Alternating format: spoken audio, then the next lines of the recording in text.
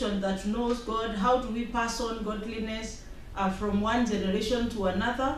And our conversation has been just introducing godly parenting, the challenges of parenting in the 21st century.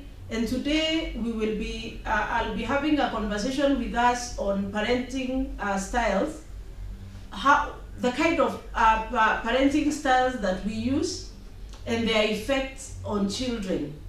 And I'll be using the model that was researched by Diana Burings, and I believe we will be able to understand and just being able to place ourselves where we can be able to understand how does my parenting style affect children. Of course, as we continue this conversation today, you realize there are more preferable parenting styles that we would really desire to get to. So we'll be mentioning parenting styles like authoritative parenting. We'll be talking about an authoritarian parent. We'll be talking about permissive parenting, and of course neglectful. And we'll also have a mention of helicopter parenting.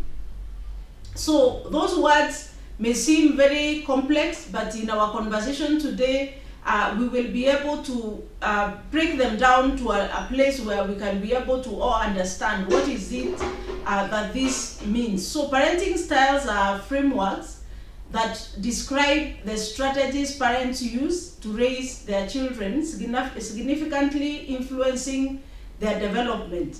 Maybe just to bring it a little bit clearer, is that how we raise our children impacts their character, impacts their identity, impacts how they make choices in the future, impacts them even in terms of how they socialize with other people. Of course, when we over-restrict children and we don't allow them to interact with other people, as they are growing up, it becomes a little bit hard for them to be able to interact with other people. When we over-criticize our children, they start doubting their abilities and looking down on themselves.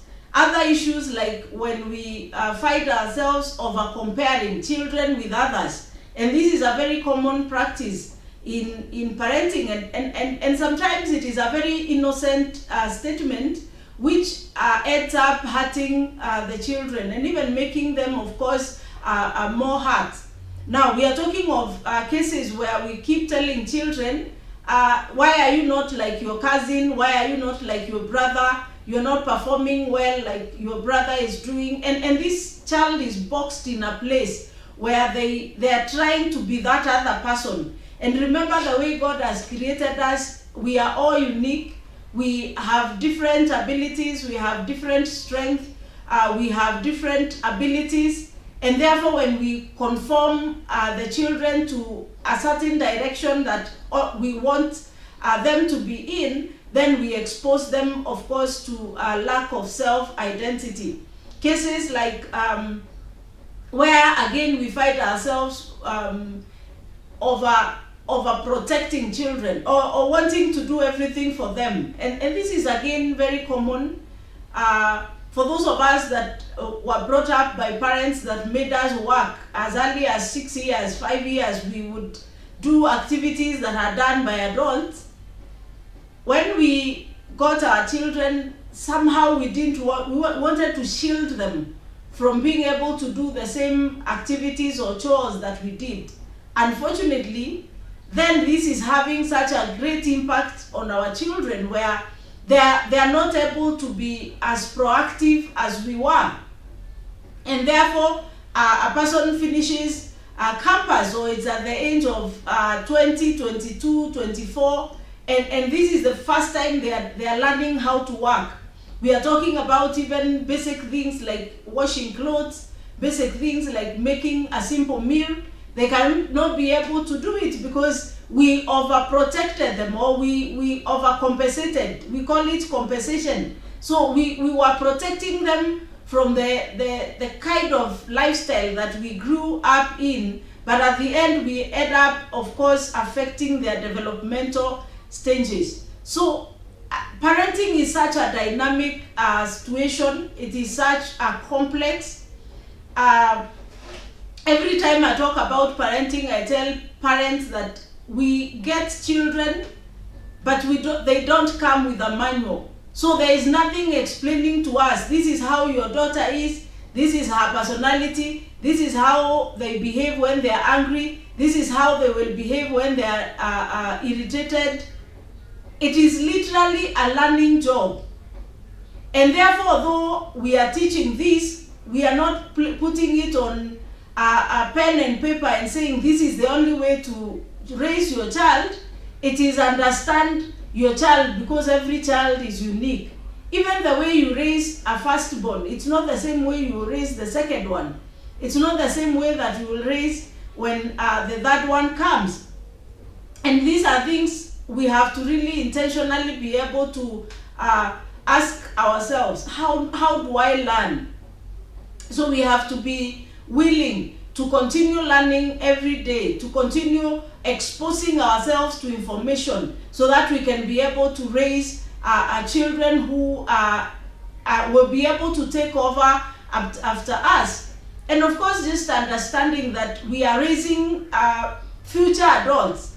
Sometimes we look at our children and we imagine it's like they will be children forever. And therefore, even a 30-year-old, 25-year-old, we are almost treating them as if they are still children, yet they are adults that are supposed to be already taking responsibilities in their lives. So when we are talking about now these parenting styles, I pray that we will be able to take them in that strength, in that understanding, and we will be able now from there just walk this journey. So the types of parenting styles, the number one, we'll be talking about authoritative parenting. Authoritative parenting, it demands high responsiveness. Parents set clear rules, but explain reasons, encourage independence, and show warmth. Now, authoritative, maybe just bringing it closer to us, is where a parent gives yes, they give very strict rules, they give very direct rules, they will set rules, but they will allow the child to ask why, or they will also explain the why that particular rule has been set. And this kind of parenting encourages the child to be more independent, because I have explained the reason as to why I don't want you to come past 6 p.m. These are the reasons. And therefore, the parent will even give the child an opportunity to choose the kind of punishment they receive for breaking that particular rule. It is such an empowering parenting style that it is able to bring out independence. It is able to help the child think for themselves. It is also able to help the child to get to know themselves, and even be able to put boundaries in their life and in their relationships. The kind of child that is produced by this kind of parent is that the child is self-disciplined.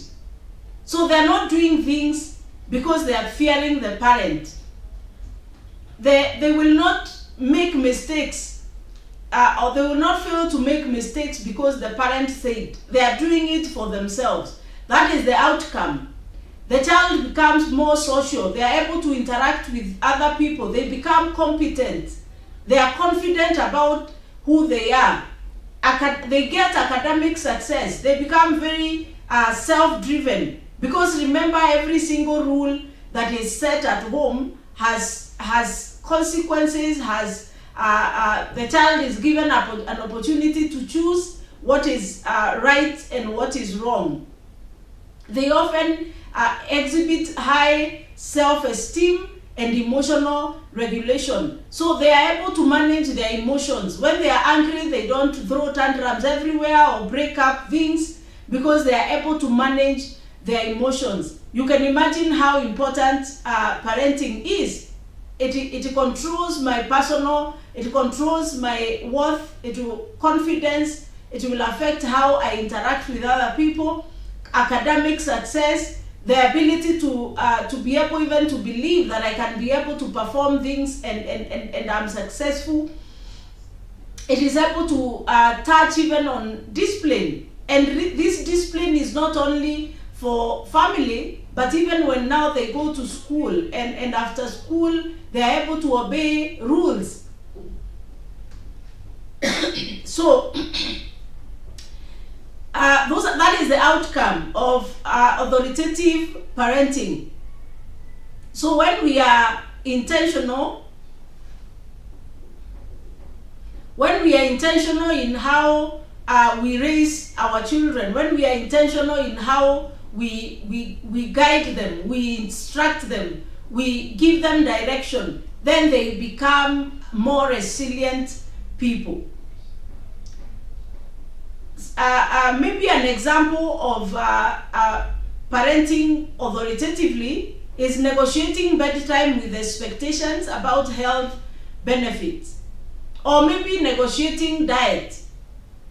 Allow maybe to bring in the diet aspect. Maybe the child just wants to eat chips only, and they don't want anything else, or a younger child only wants to eat rice, white rice with nothing, with no stew, with no vegetables.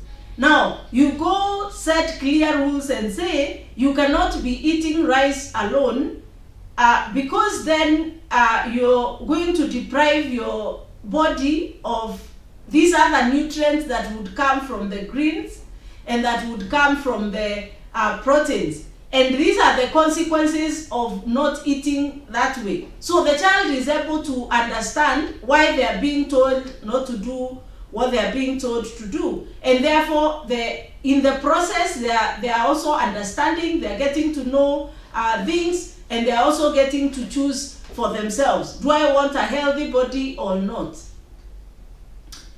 The other parenting style is authoritarian parenting, and it demands it sets high demands with low responsiveness. Parents enforce strict rules without explanation, prioritizing obedience over dialogue. This is the kind of parenting that is authoritarian. You will do it because I said it. My words are final. I am your mother. You must obey me. This is not negotiable. That is the language of an authoritarian parent. Unfortunately, this is the parenting that most parents have adopted, and it has such a devastating impact in the lives of children. We said it has